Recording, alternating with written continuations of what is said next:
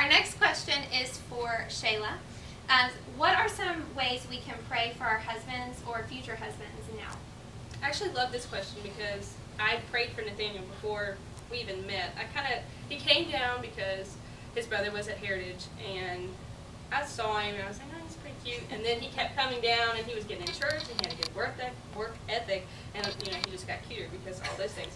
So I kind of had a crush on him already, but as cliche as it sounds, at that time when I was starting to kind of develop a crush, I was trying to become the one and not necessarily looking for the one. I know that's cliche, but that was truly what I was trying to do.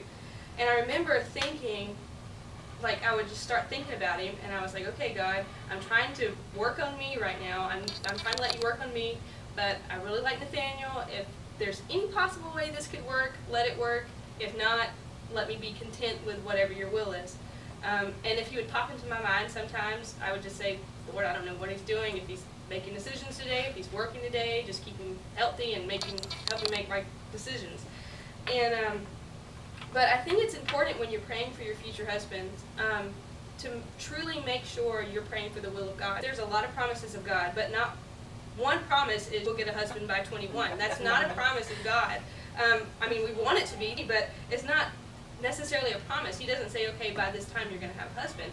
So if you pray for a husband for 2 years, because you don't want to miss, getting a husband before the rapture comes, and then 2 years pass, and God still hasn't given you a husband, and you get bitterness and resentment toward God because he's not answered your prayer, which he is answering your prayer, it's just no or not right now. We can't let ourselves get bitter or angry at God because we're praying the wrong way.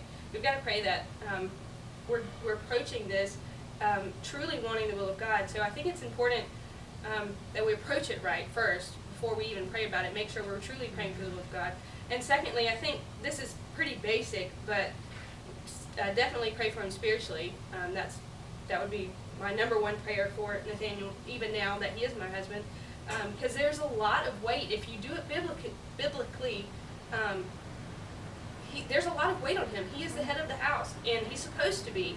And so there's a lot of extra pressure and weight on him that he has to go through. And I pray that the Lord gives him strength and gives him wisdom to make the right decisions, and just strength spiritually. And then emotionally, because there's a lot of things going on, just that pressure. We're all human. He is the head of the house, but he's human as well.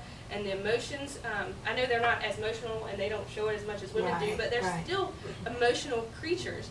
So just pray that the Lord makes him happy, gives him joy in the day, and just, he goes through life enjoying being my husband. Like, I don't want him to be sad and gloomy all the time. I want him to be happy.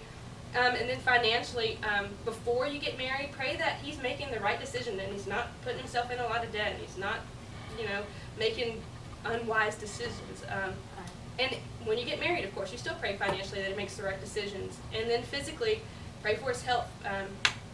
Nobody wants their husband to fall sick. That's what I would say. Spiritually, emotionally, financially, and physically, definitely pray in those areas. And if you're not married yet, pray that it's God's way, God's will, and God's time, and he knows what's best for us and when it's best for us, and just don't rush it. Let God work it out. He's got you in his hand, and he knows what you need and when you need it.